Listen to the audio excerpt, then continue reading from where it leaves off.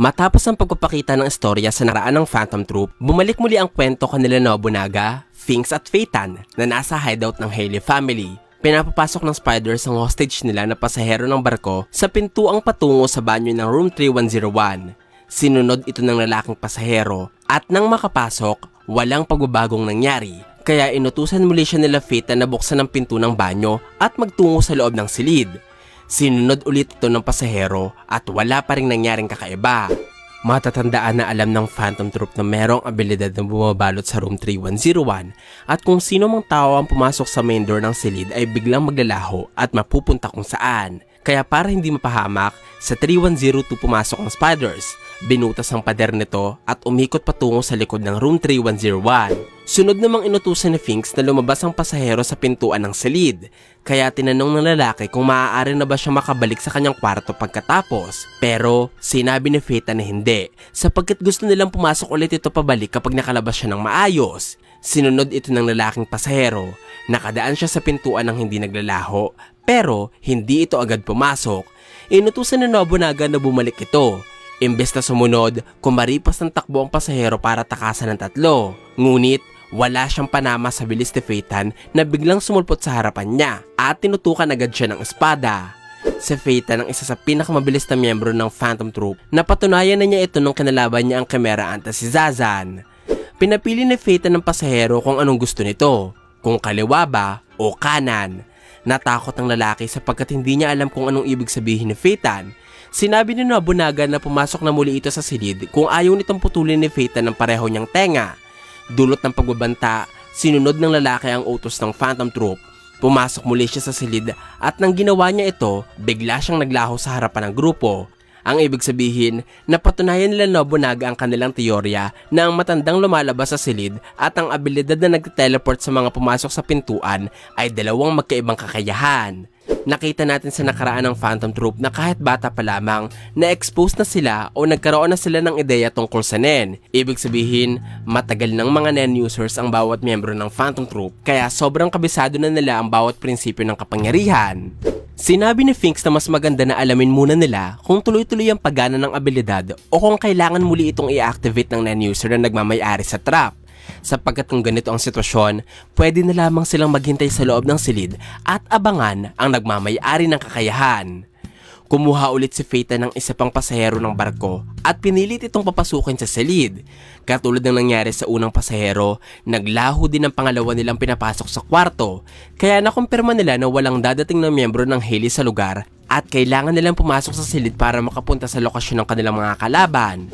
Ang mga miyembro ng Haley ay palaging sama-sama sa loob ng kanilang hideout. Hindi sila magaling sa paggamit ng Nen, pero ang dami at bilang nila ang isa sa mga rason kung bakit sila mapanganib. Nag-volunteer si Phaeton sa pagkasabi na siya muna ang papasok sa kwarto, pero bago pa man niya ito magawa, dumating na si Kenny Wang at ipinakilala niya si Hinray Bigandov na bilang underboss ng Shio family. Inalok ni Hinray ng tulong ang Phantom Troop sa paghahanap ng hideout ng Haley family. Sinuportahan siya ni Kenny sa pagkasabi na kasalukuyang sinusundan nila Hinray ang dalawang miyembro ng kalabang grupo. Nagtitiwala siya sa kasamang underboss sapagkat ito ang nakahanap sa mga miyembro ng Haley at sa room 3101.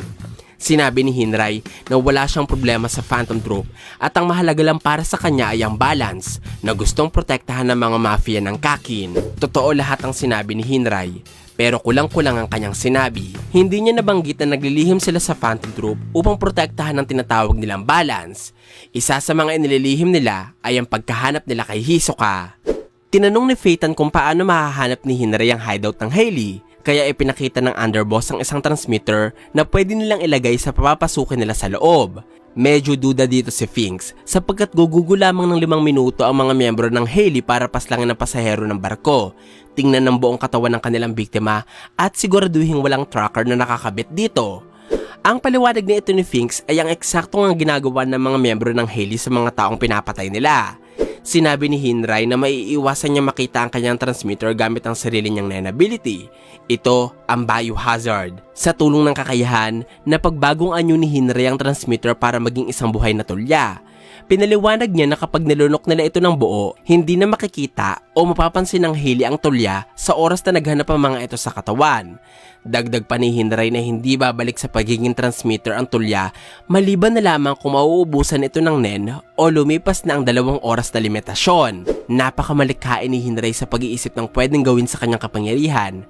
Pinatunayan na niya ito noong ginawa niyang kalapati ang mga posas at baril ang mga ahas. Pinuri ni Finks ang ideya ni Hinray. Pagkatapos ay tinanong niya sila Nobunaga at Phaeton kung sino sa kanila ang lulunok ng tulya.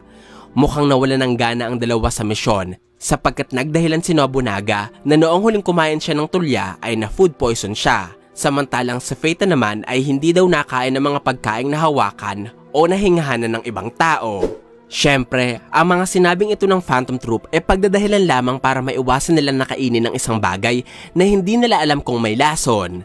Natawa si Hinray sa reaksyon ng spiders pero agad niyang sinabi sa mga ito na huwag mag-alala dahil alam niyang hindi agad siya pagkakatiwalaan ng mga bago niyang kakilala. Sinabi ni Hinray na meron na siyang taong gagamitin para kainin ng transmitter. Ang taong ito ay walang iba kundi ang sarili niya kaya agad na nilunok ng lalaki ang isang buong tulya. Aksyong sumupresa sa Phantom Troop. Nilabas ni Hinray ang receiver at pinaliwanag niya sa Phantom Troop kung paano hahanapin ang lokasyon ng hideout sa pamamagitan nito. Pagkatapos ay binigay niya kay Finks ang receiver at pumasok siya sa pintuan kaya bigla siyang naglaho. Sinabi ko na sa inyo noon na si Hinray ang isa sa paborito kong bagong karakter sa istorya sapagkat bukod sa maangas ang nen ability niya, maaasahan din siya pagdating sa pagtapos ng misyon. Sinabi ni Nobunaga na gusto niya ang ugali ni Hinray. Nakita naman ni Finks na nagbago na ang lokasyon ng transmitter, ibig sabihin napunta na si Hinray sa lokasyon ng hideout ng Hailey. Napansin nila na halos 1,000 metro ang layo ng transmitter pero hindi sila sigurado sa eksaktong lokasyon nito. Kaya, sinuhestyon ni Phaeton na magtungo sila sa gitna ng Tier 3 at tingnan kung ano ang eksaktong distansya nila sa transmitter. Nagtanong si Finks kung ano ang makikita nila sa receiver kapag nasa Tier 2 o nasa Tier 4 ang transmitter. Tinawag siyang tanga ni Nobunaga sapagkat hindi na kailangang isipin na 1 kilometer na lamang ang makikita nila sa device kung nasa taas o ibaba nila ang hideout. Medyo naggirian si Finks at Nobunaga kaya sinabi ni Phaeton na mas mabuti pang umalis na ang isa sa kanila. Nakikita na natin noon na nagkakain ito ng mga miyembro ng Phantom Troop. Normal lamang ito sa grupo sapagkat ang mahalaga ay natatapos nila ang kanilang mga misyon. Samantala, ipinakita ng kabanata si Hinray na napunta sa hideout ng Hailey family. Napaluhod siya matapos ma-teleport pero agad siyang tumayo. Naglabas ng sandata at mabilis na nagwasiwas ng kutsilyo sa kanyang likuran. Wala siyang natamaan sa kanyang pag-atake dahil walang tao sa lugar. Pero nakarinig siya ng mga tunog sa malapit at nakakita siya ng mga sariwang dugo. Kaya maaaring kaaalis lamang ng mga tao sa lugar. Maya-maya, nakaramdam si Hinray ng presensya sa kanyang likuran. Kaya napabaligwas siya at agad siyang lumayo. Pero nakahinga siya ng maluwag nang makita na sumunod din pala sa kanya si Nobunaga. Tinanong ni Hinray kung bakit sumunod si Nobunaga. Kaya sumagot ang spider sa pagkasabi na mas malaki ang tsansa ni Hinray na mabuhay sa misyon kung may kasama siya sa pagkasagawa nito. Pinaliwanag din ng Nobunaga na duda sila Finks at Phaeton kay Hinray sapagkat may suspetsya ang mga ito na ang underboss lamang din ang gumawa ng patibong. Kaya pinayuhan ng dalawang spider si Nobunaga na tapusin agad si Hinray kapag sinabi nitong alam niya na susunod si Nobunaga sa kanya. Ganun pa man, sinabi ng spider na hindi niya naisip na iisahan o lolokohin siya ni Hinray. Mukhang nagustuhan ni Nobunaga ang katapangan at ang determinasyon ni Hinray sa pagtapos ng misyon sapagkat halos ganito din ang interes na ibinigay niya kanila Gon at Killua noong pinalano niyang i-recruit ang dalawa sa kanilang grupo. Tinanong ni Nobunaga si Hinray kung anong aksyon ang sunod nilang gagawin. Tapos ay tinanong niya din kung ano nga ulit ang pangalan ng underboss. Napangiti si Hinray at nagpakilala muli siya kay Nobunaga. Sinuhestyon din ito na kailangan na nilang kumilos. Sumang-ayon sa kanya ang kasama. Lumapit si Nobunaga sa pader ng silid. Hinawakan ito gamit ang daliri at sinabi ng spider na sigurado siyang ito na nga ang hideout ng Hailey. Tinanong ni Hinray kung paano niya ito nalaman. Bilang sagot, hinugot ni Nobunaga ang kanyang katana at hiniwa ng maraming beses ang pader. Nababalutan ito ng makapal na nen bilang proteksyon. Habang sinusubukang sirain ni Nobunaga ang pader, ipinakita ng kabanata si Morena na ngumiti sa kung saan man siya naroroon ngayon. Nagpapalagay sa atin na alam niyang mayroong mga bisita na dumating sa kanilang hideout. Sinabi ni Nobunaga na maaaring transmutation, conjuration, o specialization ng kakayahang ginamit para maprotektahan ng silid at maaaring gumamit din ng Hailey ng Nen condition na lalong nagpapatibay sa kanilang hideout. Sa tingin ni Nobunaga, lubhan nilang pinoprotektahan ng hideout sapagkat maaaring andito ang kanilang leader na si Morena. Sinuhestyon ni Hinray na buksan isa-isa ang pintuan.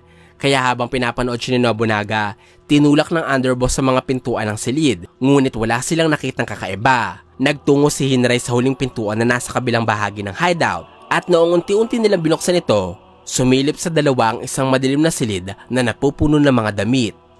Ano kaya ang meron sa loob nito? Matatandaan na ang kwarto ay ang parehong lugar kung saan kinakatay ng mga miyembro ng Hailey ang kanilang mga biktima. May madidiskubre pa kaya sila Nobunaga at Hinray sa loob nito? At mahahanap kaya nila kung nasaan sa hideout ang mga miyembro ng Hailey? Malalaman natin ang mga kasagutan sa tanong na yan sa susunod na kabanata ng Hunter x Hunter.